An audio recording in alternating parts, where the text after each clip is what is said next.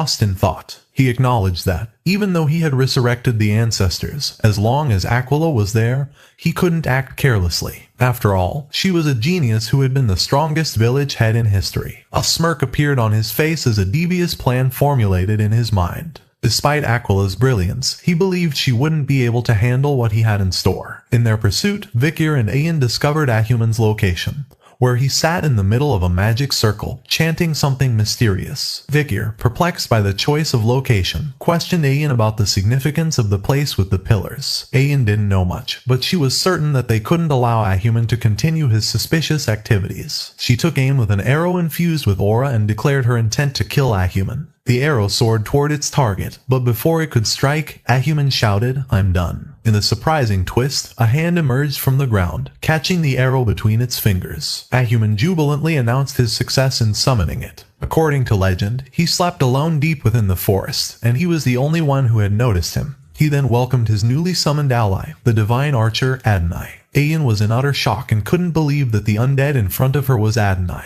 Vikir, too, was astonished, contemplating the implications of summoning Adonai, the legendary archer of the Balax. However, their surprise was cut short when Adonai fired an arrow at them. Vikir, quick on his feet, summoned Beelzebub and managed to alter the arrow's trajectory. Yet, when the arrow struck a tree, it triggered a massive explosion, leaving him shocked by the unexpected aftermath. Vikir's mind raced as he realized that it was an arrow created with aura, and even though he had deflected the damage it caused, it left him astonished. However, his concern shifted swiftly when he heard Ayan's pained voice. There was a cut on Ayan's thigh, and she expressed her pain by revealing that it felt like her leg was burning. Vikir suspected it might be poison, possibly from Adonai's arrow. Thoughts rushed through his mind, and he realized that the legend about Adonai dealing with that monster was true. He also realized that the bow Adonai was currently using was made from the remains of Madame Eight Legs. Before Vikir could fully process this revelation, Adonai launched a relentless barrage of aura arrows at them. Vikir, utilizing Beelzebub, deflected the arrows, and each deflection caused massive explosions wherever they landed. When the onslaught finally ceased, the ground lay split and scarred, but Vikir stood, albeit in a weakened state, shielding Ayan. Even Beelzebub seemed strained, emitting painful sounds. Ayan noticed his fatigue and expressed concern. She told him to stop protecting her, run away, and leave her. Ahuman's laughter echoed through the battleground as he reveled in his perceived triumph. His disdain for Vikir and Ayan was palpable, and with a sinister voice, he urged Adonai to end their lives. Adonai responded, firing an arrow that carried with it the aura of death, threatening to extinguish the lives of Vikir and Ayan. Vikir braced himself, preparing to block the impending arrow. However, a sudden twist of fate intervened. Before the deadly projectile could reach its targets, a mysterious figure appeared, catching the arrow with bare hands. Ahuman, Vikir, and Ayan were all struck dumb by this unforeseen turn of events. Matriarch Aquila emerged from the shadows, holding the arrow in her hand. With a display of formidable strength, she squeezed the arrow, dissipating the deadly aura. Ahuman felt a chill running down his spine as Matriarch Aquila locked eyes with him and said, "Let's have a talk."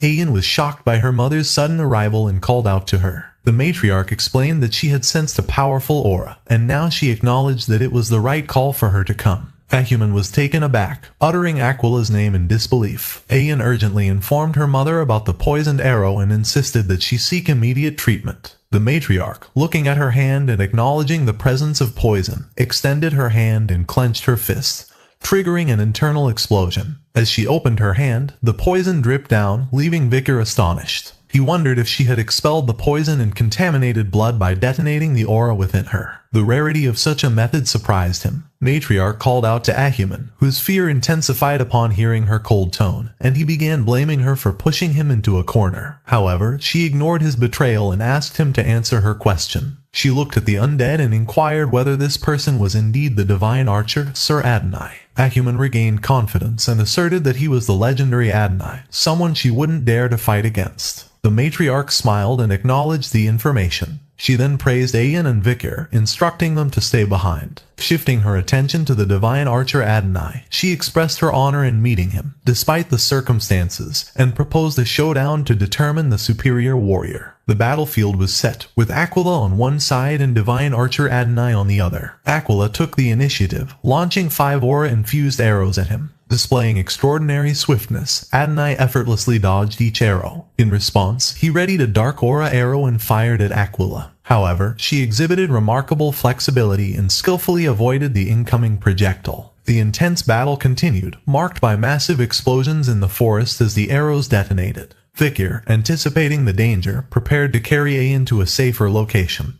Contemplating the rarity of witnessing a duel between those possessing master-grade aura, a spectacle seldom seen during the time of the fall. A human, concealed in a safe position, observed the battle and acknowledged Aquila's prowess as the Night Fox. However, he knew that challenging Sir Adonai would not be an easy task. Suddenly, he let out an evil laugh before exclaiming that she could never defeat Sir Adonai as he was already dead. Moreover, he could infinitely use Hell's dimensional aura, and the strength of a boundless arrow was too strong. Aquila, after sustaining some injuries, realized that she would be at a disadvantage in a ranged fight. Upon analyzing Adonai, she recognized his perfection in speed, power, and mobility. However, she also noticed that he was lacking something very important. As their arrows collided, a massive explosion enveloped the area. Aquila seized the opportunity presented by the dust cloud to close the distance and launched a kick at Adonai's neck. However, he skillfully evaded it and conjured a dark sword. As he swung the dark sword, it cut through the surrounding trees, but Aquila managed to evade getting hit. She then threw her dagger at Adonai's hand, causing the sword to fall. Capitalizing on his momentary imbalance, she aimed a kick at his knee, disrupting his stability. Seizing the chance, Aquila fired an aura-infused arrow at him, cutting through the forest with formidable force. As the dust settled, Adonai stood with his right upper half blown away by the arrow. Aquila addressed him as Great Ancestor and questioned whether his reluctance to fight stemmed from being dead or a desire to spare his descendant. Regardless, she expressed her intent to free him from his current state. She fired another arrow at him. He stood motionless, seemingly welcoming the impending hit. However, just as the arrow approached his face, a dark aura arm materialized, catching it. Adonai screamed as dark energy manifested in his right half, attempting to merge with his undead body. Meanwhile, a human, now in control of Adonai, expressed astonishment at his ability to resist the necromancy spell. He came to the realization that legends were truly different. He expressed disdain for half-hearted actions, instructing Adonai to fight with all his strength until every threat against him was eliminated. Aquila, understanding the situation, called out to him in anger. Meanwhile, Adonai, covered in a dark aura, emitted an ear-piercing scream, a manifestation of the unsettling transformation. Adonai's transformation was complete, his entire form exuding a foreboding dark aura. A human confidently asserted to Aquila that the entity before them could no longer be recognized as Adonai. However, the atmosphere was soon drowned in heavy noises, and 3 colossal monsters materialized in their vicinity. A human observed and realized that they were rank monsters living in the forest, drawn by the commotion caused. In one moment, they stood tall, and in the next, Adonai unleashed 3 arrows, swiftly eliminating the rank monsters. Aquila was astonished as she hadn't even seen the arrows at all. A human chuckled upon witnessing the full might of Adonai, and he himself felt a bit shocked seeing him kill the monsters in one go. He then urged Adonai to kill the woman in front of them. Adonai followed his orders and initiated his attack. Aquila skillfully evaded the barrage of arrows, sensing a potent murderous intent emanating from each arrow. With each strike, Madame's venomous poison permeated her body, inducing a sluggish sensation. Eager to swiftly conclude the confrontation, Aquila turned around decisively and released 2 arrows toward Adonai. The first arrow deviated off course, failing to find its mark, while the second arrow raced straight for his face. Nevertheless, Adonai effortlessly obliterated the approaching frontal arrow. The shock was evident on Aquila's face, but suddenly it changed into a confident smile. The arrow that had initially gone astray suddenly reversed course, piercing through Adonai's throat. Aquila explained that this attack looked like the first arrow missed, but the second one hit the target. However, the moment the opponent blocked the second arrow, the initially missed first arrow returned and penetrated the back of their head. It was a skill where the arrow reached maximum rotation midair, and upon reaching its peak, it returned and hit the opponent. It was her personal arrow skill that she had created after pondering about Adonai's fight against the Imperial Knight. But the satisfaction on her face vanished when Adonai extracted the arrow from his throat, and appeared completely unharmed.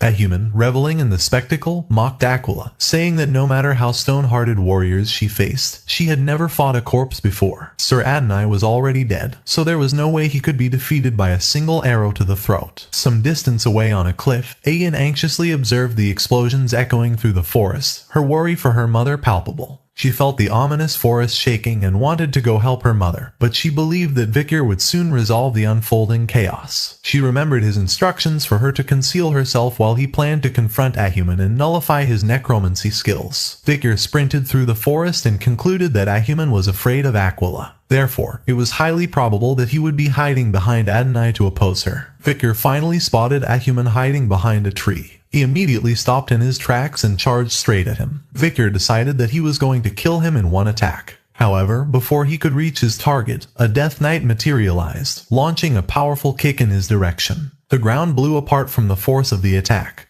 But Vikir, nimble on his feet, managed to evade the strike and retreated to a safe distance from the formidable adversary. Ahuman's attention shifted to Vikir as the commotion caught his notice. He bellowed in recognition and started cursing him. With a triumphant air, he revealed that he had foreseen someone coming for him, so he had preemptively summoned his skilled Death Knights. All of them were so proficient that they had been buried in a warrior's grave. The next moment, under Ahuman's command, Death Knights swarmed Vikir from all directions. Meanwhile, Adonai's arrow found its mark, striking Aquila in the waist. She crumpled to her knees, a cry of pain escaping her lips. Ahuman, witnessing her fall, relished the moment and taunted her. He envisioned ruling the forest, viewing it as a reward for all the unfair treatment he had received in his life. He then started revealing his sinister plan. Firstly, he would kill all clan members who looked down on him. Before he could bask in his impending triumph, a deadly aura materialized behind him. Vikir employed the Baskerville 6 technique and promptly eradicated all the Death Knights. As they dissipated, Vikir remarked that Ahuman's plan posed a bit of a challenge, given that the people of the forest would serve as his support system. Ahuman, with his mouth wide open, grappled with the impossibility of the situation. He could not believe that Vikir had defeated Death Knights who surpassed the level of a high-ranked graduator. He couldn't help but ask himself if this child was stronger than a high-ranked graduator. Vikir's cold eyes locked with his, and he questioned whether he had perceived every desire at that moment. Fear-stricken, Ahuman almost wet his pants and desperately called for Adonai's assistance. Adonai heard the command and prepared to unleash an arrow at Vikir. However, before he could fire the arrow, he was interrupted by Aquila, who kicked him from behind. The disruption caused the arrow to miss its mark, flying inches behind Vikir's back. Ahuman, seeing the killing intent in Vikir's eyes, pleaded for Adonai to act once more. In a sudden twist of events, Ahuman's hands were ruthlessly severed. As he looked down to grasp the situation, his head was swiftly and cleanly sliced off. Even in death, his face bore an expression of confusion, unable to comprehend the rapid and decisive turn of events that led to his demise. The Balak tribe was engaged in a fierce battle against the relentless Death Knights, and the tide was not in their favor. One Death Knight targeted a girl, severing her bow. The Death Knight prepared to fling her weapon at the girl. But before she could do so, her body began to crumble into ashes. Soon, the entire legion of Death Knights shared the same fate and were reduced to ashes. Meanwhile, on the other side, Aquila breathed heavily and gazed ahead as Adonai began to turn into ashes. She rested her hand on his, whispering a plea for him to rest in peace. On the opposing side, Ahuman voiced his frustration, lamenting the missed opportunity to claim the forest as his own. He directed his anger towards Vikir, accusing him of interference as the child of the Empire. Vikir, meeting his gaze with cold eyes, contemplated Ahuman's unexpected prowess. Not only had he embraced undeath, but he also displayed a heightened mastery of magic, controlling numerous Death Knights, including Adonai. He couldn't help but wonder what might have happened if Ahuman had strived to go down the path of a shaman. His thoughts were interrupted as Ahuman's maniacal laughter echoed. Ahuman threatened that this wasn't the end and that he would make him regret driving him out. But before he could finish, an arrow found its mark on his forehead, concluding his dark saga. Vikir looked back and saw Ahun holding a bow, panting heavily. Ahun expressed remorse to Vikir, acknowledging that if only he had listened earlier about the necessity to eliminate Ahuman. Vikir reassured Ahun, stating that it wasn't his fault and commending him for doing well. With the main culprit finally dealt with, a collective sense of relief swept over everyone. Vikir proposed returning to the village, but upon their arrival, shock awaited them. The once thriving village lay in ruins, reduced to debris. Ayan exclaimed in disbelief, questioning what had happened. The matriarch, visibly shaken, recalled that those who hadn't joined the Iliad had stayed behind in the village. Ahul, with teary eyes, explained that the madam had arrived. Ayan, in shock, questioned if madam had really come here. Ahun rushed to his sister, anxiously inquiring about her well-being. Meanwhile, Vikir was perplexed and wondered why the monster, which had been passive until now, would unleash such destruction during their battle with Ahuman. Ahul pointed in a specific direction, recounting how smoke had emanated from grandfather's ceremonial tent before the madam's destructive arrival. Later, at the location, Vikir examined burned leaves, realizing that Ahuman had likely burned a plant that attracted insects. The revelation left him astonished at Ahuman's calculated preparations. In a fit of rage, Matriarch struck a boulder, cursing Ahuman. Her subordinate tried to calm her down as her injury was worsening. Matriarch declared that they could rebuild the village and gather food again. She then commanded the uninjured warriors to tend to the fallen and rescue survivors. On the other side, Ayan gazed at her wolf, Bakira, who trembled in pain, his leg rendered useless by madam's poison. With teary eyes, Ayan embraced him and apologized for leaving him alone. Madame Eight Legs was the evil goddess of the forest, striking fear into the hearts of all tribes. Her existence wielded a catastrophic and undeniable force of darkness. The Balak tribe recognized Madame as a natural disaster, rendering them powerless to seek revenge. However, Vikir harbored a plan that could change this dire situation. Later, under the cover of the night, Vikir entered Matriarch Aquila's tent and sought her counsel. When she asked him about the reason, Vikir, with a calm tone, requested her to tell him about Madame Eight Legs. Matriarch responded with a measured tone, questioning his interest in Madame. In response, Vikir presented a document, revealing it to be a record of Madame that he had discovered at the Lakoko tribe's village. The document contained various information about Madame's poison,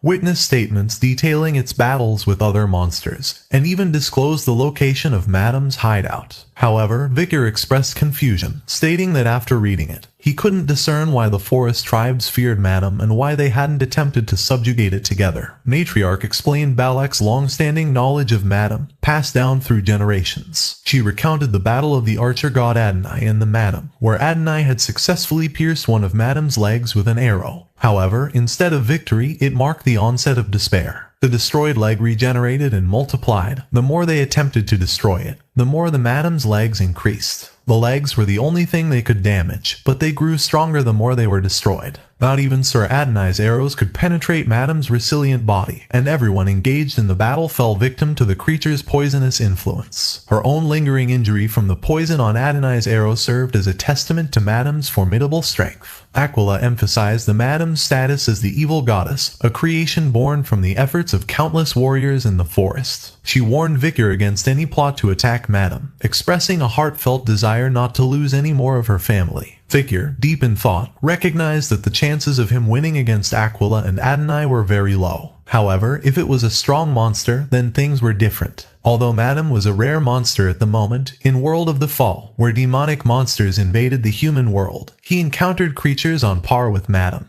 He had the experience of fighting against those demonic monsters. Vikir believed that no matter how strong Madame was, she was still only a monster. Monsters have habits and weaknesses. Vikir believed that by identifying her weaknesses, he could eliminate the Madame. Somewhere in the heart of the forest, a seemingly tranquil mountain suddenly revealed a flurry of monster legs erupting from its peak. Madame Eight Legs emerged, emitting an ear-piercing scream that echoed through the surroundings. Vikir, concealed nearby, observed Madame's departure and mused about the noise accompanying its awakening. After staking out Madame's lair for several days, Vikir deduced a pattern. The creature sought food at a specific time, taking about 2 hours to return. Swiftly navigating through the forest, Vikir reached the summit of the cave. Peering down, he observed spiderwebs intricately woven everywhere and realized that its exterior appeared as a calm stone mountain.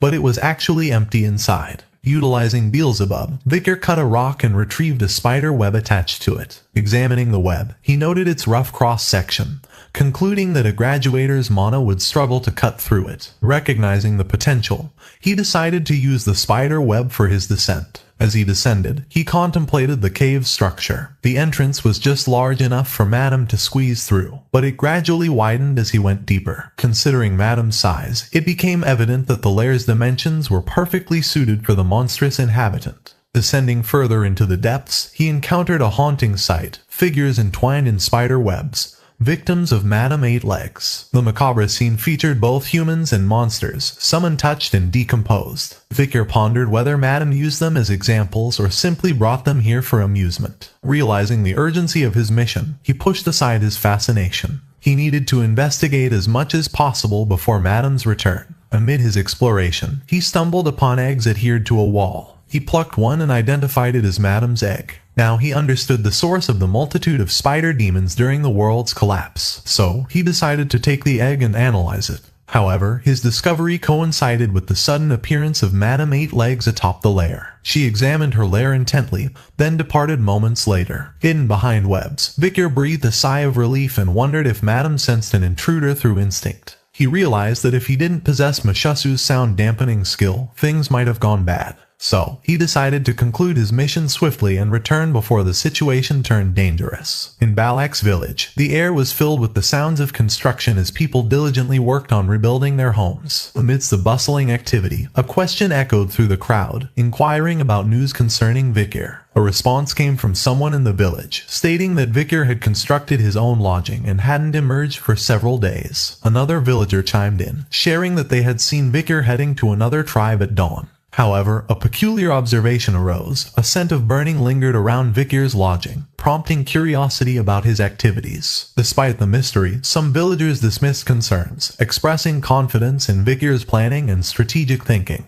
However, a serious issue surfaced. Vikir had not met with Commander Ayan. Standing outside Vikir's tent, Ayan called out to him and acknowledged that she had heard from her mother about his inquiry regarding Madame. She cautioned against attempting to fight the formidable monster, emphasizing that no warrior could defeat it. With teary eyes, Ayan revealed that Bakira had to amputate his leg and that he might not be able to run as before. If something were to happen to Vikir too, she expressed that she might not be able to bear it. Before Ayan could finish her plea, Vikir called out to her, inviting her inside his tent, mentioning that he had something important to share. Ayan entered Vikir's tent, greeted by the sight of numerous documents affixed to a board. Perplexed, she inquired about the contents. Vikir explained that the records were gathered from various tribes in the forest, detailing information about Madame. He conducted research on the web and skin obtained from the creature's lair, as well as the egg it had laid. Ayan, filled with worry, questioned whether he had entered Madame's cave. She expressed concern that he might be planning to confront Madame directly and offered to join him in the battle. However, Vikir pointed out her lingering injury from the encounter with Adonai, stating that she would only be a burden.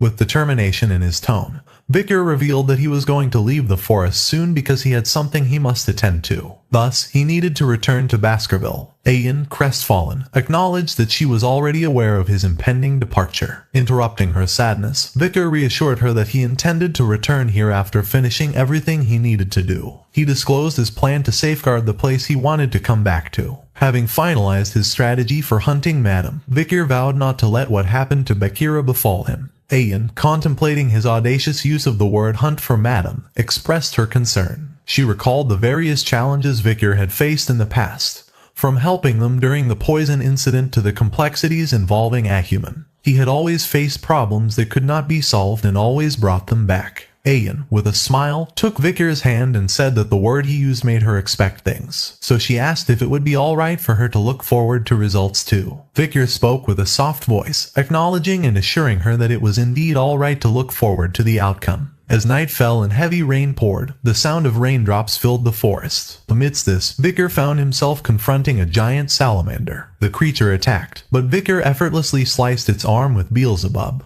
However, to his surprise, the severed limb regenerated in a few moments. Vikir realized that it was indeed true that if the salamander's head remained intact, it could continue to regenerate itself. Vikir declared that this was the last thing he needed to confront the Madame. Fixing his opponent with a cold gaze, Vikir demanded the salamander to bestow upon him its ability. Now, the three abilities in Beelzebub were Burn Injury, Silent Heal, and Regeneration. Ahan wiped the sweat from his face and declared that the construction of the house was complete. One friend was shocked by his unexpected skill in house building, while another asked if this house was for Vikir. Ahan proudly explained that Vikir was like a brother to him, emphasizing that building a house for Vikir was a genuine act of brotherly duty. Laughter filled the air as the friends reminisced about Ahan's initial disdain for Vikir. Ahan dismissed the teasing, highlighting that thanks to Vikir, the village had finally returned to its original state. Eager to share the news, they headed to Vikir's tent. only to find it empty. One friend suggested he might be out. Ahan was a bit disappointed as he wanted to see Vikir's touched expression. The second friend, skeptical, questioned whether the Vikir would ever show such an expression. Meanwhile, Ayan observed from a distance, fully aware that the anticipated day had arrived. She prayed to the god of the forest, seeking blessings for the great warrior who was about to come face to face with disaster. Vikir stood near Madam's lair, observing the dark clouds in the sky. He predicted that it was going to rain soon. Vikir was certain that Madam would be sleeping now, making it the ideal time to hunt her. He had already considered dozens of variables that could arise during the hunt, and had planned out methods to handle each situation. Now, it was time to set his plan into motion. Jumping into her lair, Vikir declared the commencement of the hunt. Meanwhile, Madame Eight Legs peacefully slept inside, completely unaware that her demise was swiftly approaching. Vikir swiftly reached her, employing Baskerville's sixth technique to sever one of her legs. Madame's peaceful slumber was shattered by pain, and she let out a scream. Vikir landed safely and observed that her leg had regenerated. As mentioned in Adonai's records, the severed leg had doubled. In retaliation, Madame attacked, and Vikir decided that now he could use Plan 1. He moved like lightning and began systematically cutting her legs. Another scream escaped Madame as she spewed poison in his direction. Vikir, quick on his feet, skillfully started dodging the poison clusters. However, he couldn't avoid them forever, and a single drop of poison landed on his arm. A grunt escaped him as he realized Madame's poison was spreading rapidly. Reluctantly, Vikir decided on a drastic measure and cut off his poisoned arm. Moments later, to Madame's shock, his whole arm regenerated. Vikir calmly taunted her not to act surprised, mentioning that he was now in the same position as her. Undeterred, he charged at Madame, initiating a fierce battle. He focused on cutting her legs, expertly dodging her attacks and the poisonous onslaught. However, he couldn't evade her attacks forever, and one of Madame's strikes obliterated his arm and a leg. Rolling down onto Madame's leg, Vikir attempted to slow his fall. It was enough time for his arms and legs to regenerate. Without hesitation, Vikir resumed his assault, cutting down Madame's legs one by one. The battle continued for a long time as both opponents refused to give up. After a relentless struggle, Madame's severed legs lay on the ground, and Vikir panted heavily as his arm and leg regenerated once more. He had already forgotten the count of how many times he had regenerated, and he was now feeling tired as it took a lot of stamina to regenerate. On the other hand, Madame was doubling her legs effortlessly. Despite his fatigue, a sudden smile crossed his face. With swiftness fueled by determination, Vikir utilized spider webs for support and began ascending to the top of the lair. Madame noticed his actions and attempted to follow him, but she found herself unable to move upward. Vikir looked back at her with a sly smile and revealed that he knew he wouldn't be able to catch up to Madame. It was all part of his plan for Madame to double the number of her legs. He acknowledged that Madame's ability to duplicate her legs when they got cut seemed a godlike skill, but it could turn into a curse if she kept duplicating the same leg, as it becomes difficult to move. Madame retaliated with a web attack, but Vikir easily dodged it. He recalled that he already knew she would use her web when it came to this. Vikir, summoning Beelzebub, revealed that after observing her web, he had identified a critical weakness. A wide smile spread across Vikir's face as he pointed out that while it resisted normal fire, it burned like wood when exposed to the purple hellfires from the underworld. And this place was filled with gas from all the corpses. He climbed onto the dead bear's corpse and mentioned that it seemed like the best condition for a fire to spread. With a sinister smile directed at Madame Eight Legs, Vikir declared that she had stacked up too much karma because she was drunk on power, and now it was time for her to receive that karma. Vikir thrust Beelzebub into the dead bear's head and ignited hellfire, causing a powerful explosion that reverberated through the lair. Some days ago, Vikir stood at his study table, deep in thought. During his practical assessments, he encountered Cerberus, who had been chased from its territory, prompting a question to surface in his mind. He wondered why the tribe members went out of their way to chase away dangerous monsters from the La Rouge et La Noire mountain. But now he knew that the answer was because of expanding territories. The tribe members had been pushed away by Madame all the way to La Rouge et La Noire mountain. And knowing this, he finally understood Madame's hidden intentions. Madame had strategically employed the barbarians in the forest to drive away Cerberus and hellish monsters, distancing herself from her weakness, the dreaded hellfire. Vikir had never expected that her very weakness was concealed right under his nose. With determination, he thrust Beelzebub into the bear's head and unleashed hellfire upon it. The flames spread, triggering a chain reaction that engulfed other bodies. The formidable Madame Eight Legs found itself shrouded in fire. prompting Vikir to declare that it was time for her to take her trophies back. Vikir, having exited the cave, turned to observe the explosions behind him. After realizing Madam's weakness was hellfire, he formulated a plan. The key was to ensure that Madame couldn't escape her lair. She wouldn't be able to climb up due to her duplicated legs, and she wouldn't be able to use her webs either. In that situation, it was impossible for her to escape. No matter how strong Madame was, as long as she was a living creature, her lungs would burn as she tried to breathe the hot air, and her skin and outer carapace would melt from the hellfire. All that remained was to wait for Madame to succumb. Once the fire extinguished, he planned to acquire her unique ability. However, his contemplation was interrupted as the ground beneath him trembled.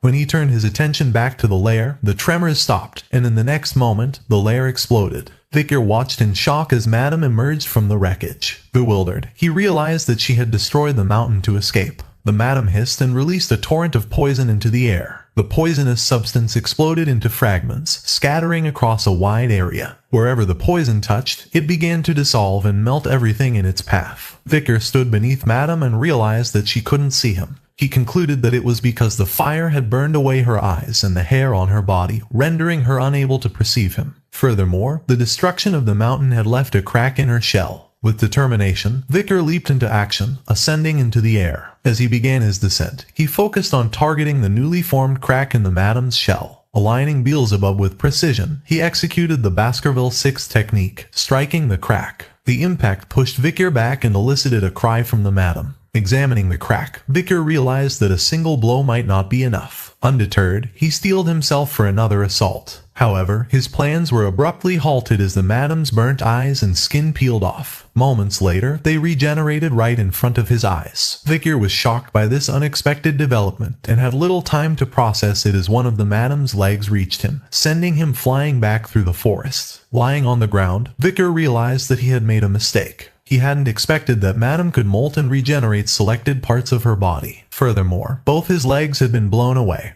and he sensed that he was regenerating slower than before, causing fatigue. As Madame closed in, Vikir panted heavily, realizing that he had to hurry and get up. Amid his struggle, a familiar voice interrupted his thoughts, questioning the purpose of his fight against such a monster. The voice suggested that he should have already left the dense forest to fulfill his goal. The only thoughts in his mind should have been revenge against Hugo and killing him. An image of his older self from his past life materialized, casting a cold gaze and asserting that his only desire was vengeance. Older Vikir from the past admonished present Vikir, accusing him of growing sluggish and dull since entering the forest. He bellowed a reminder, urging him to recall the seething hatred he harbored for Hugo, and the moment he sliced his throat. Vikir van Baskerville, the only reason for his existence was to carry out the missions given by his master. No matter what the situation was, the mission was more important than his life. From the moment he was born, that was what he was taught. That was how things were, and that was the only way he felt fulfilled. Or so he believed. When he was beheaded by his master, he realized that his life was futile and vain. Older Vikir revealed his desire to inflict upon Hugo the same despair he endured. He chastised present Vikir for messing up the plan and accused him of ruining everything. He exclaimed that the sole reason for his existence was to kill Hugo and destroy Baskerville. Vikir was confused and began to ponder the essence of his existence. He wondered if there had ever been a moment in his past life when he defied Hugo's will. And he found his answer: there was that one time. Vikir gazed into the forest as he entertained the idea of breaking away from the team. His mind wrestled with the decision, trying to figure out the right choice. Ultimately, Vikir remained rooted behind his comrades, following their lead. He recognized that he had merely followed the path dictated by his chains. After all, he was just another one of Hugo's well-trained bloodhounds. In a moment of defiance, Vikir declared his independence, refusing to be shackled any longer by Hugo's commands or his own thirst for vengeance. He declared that he would no longer grant them the right to do anything. With clarity, Vikir acknowledged the regret he harbored for his past decisions, especially at the moment of his execution by Hugo. He resolved not to live as a mere instrument of another's will, no longer content to be a hunter pursuing prey. Madame Eightlegs unleashed ear-piercing screams as she launched an attack toward Vikir, her leg aimed at him to terminate his life. Meanwhile, Vikir's fingers clenched the soil as he declared what he sincerely wanted was freedom. With agility born of desperation, Vikir narrowly evaded Madame's assault. Amidst the chaos, he contemplated his yearning for revenge and the longing to safeguard his home. All his aspirations converged into a singular point: the desire to live according to his own will. With steely resolve, Vikir focused ahead, determined to seize control of his fate. As Madam's attack bore down on him, he rallied himself, screaming internally to rise and fight, in order to no longer be controlled by anyone or anything. Before Madam's strike could land, an arrow pierced her leg, shattering it. Soon, a barrage of arrows rained down upon her, eliciting agonized cries. Vikir, astonished, turned his gaze toward figures standing on a distant hill, their intervention coming as a surprising relief in his dire predicament. On the hill, Ayan and the matriarch stood armed with bows. Ayan's voice echoed fiercely as she defended her husband candidate from Madame Eight-Leg's onslaught. Calling out to Vikir, she declared their alliance, ready to fight alongside him. Ayan's command resonated among the Balak warriors, rallying them to support Vikir in his struggle against Madame. The air buzzed with anticipation as they readied themselves for battle, united in their determination to aid the hero of the forest. As arrows continued to rain down on Madame, she hissed in frustration. Meanwhile, Vikir's legs regenerated, empowering him to climb onto Madame's back. Despite his exasperation at her disregard for his warnings, Vikir expressed gratitude to Ayan for her timely intervention, acknowledging that her actions had saved him. Pressing forward, Vikir attacked the cracked spot with Beelzebub. However, the resulting blast pushed him back, and he realized that it was not easy to destroy Madame's shell. Undeterred, Vikir refused to succumb to despair, resolving to persist in his efforts. With determination burning in his heart, he vowed to continue trying until he found a way to overcome the seemingly insurmountable obstacle. But before he could make his move, Madame went rampant and started stamping her legs on the ground, causing huge explosions. Balak warriors retreated to a safe distance, warning each other of the impending danger. But Ayan recognized the significance of Madame's actions and concluded that Vikir had successfully cornered her. She urged her comrades not to falter and to continue fighting. Meanwhile, the matriarch remained atop the hill. Her breaths labored as she watched the unfolding chaos. She had deemed Madame a disaster, so she never even thought of killing her. It was as if all the cells in her body thought that it was the obvious thing to do. But the young warrior in front showed her how to destroy that fear, and how to go against a disaster. Matriarch resolved to take action even if she had to vomit blood or if her injuries ruptured. As aura filled her body, her muscular physique was on full display. She prepared herself and unleashed an arrow, intending to open up a path for the warriors desperately resisting Madame. The arrow, created through aura, flew at an unbelievable speed and found its mark, striking Madame with explosive force. The resulting blast reverberated through the air, eliciting a resounding scream from Madame as she recoiled from the impact. Vikir saw this as an opportunity and moved with lightning speed, covering a vast distance in an instant until he stood near the cracked spot on Madame's body. He gathered all his power and unleashed the Baskerville First technique, Deeply Piercing Fang. The ferocious attack triggered a colossal explosion, rupturing Madame's shell and creating an opening. Ayan gasped in shock and realized that Vikir had entered Madame. But this was merely the beginning of his onslaught. Vikir pressed on, employing successive techniques with relentless precision. The second technique, Biting Fang, was swiftly followed by the third technique, Slicing Fang. He seamlessly transitioned into the fourth technique, Tearing Fang, and then unleashed the fifth technique, Shredding Fang. Madame's agonized screams echoed through the air as blood gushed from her mouth, evidence of the internal injuries inflicted by Vikir's relentless assault. Burning with power and determination, Vikir refused to live the life of a bloodhound led by its shackles. With each strike, the bindings that had restrained him began to shatter. Finally, he broke free, executing the Baskerville Sixth technique, Crushing Fang, delivering a final, decisive blow. Madame unleashed a piercing scream as Vikir's relentless onslaught of Baskerville techniques inflicted multiple injuries upon her. Suddenly, her eyes bulged, and Vikir burst forth from them, emerging from her body. The Balak warriors, witnessing this surreal event, stood in shock. Ayan exclaimed in disbelief at Vikir's emergence from Madame's eye. Madame fell to the ground, causing dust to blanket the area. The warrior watched in shock at this surreal scene. Vikir lay near Madame's body, exhausted.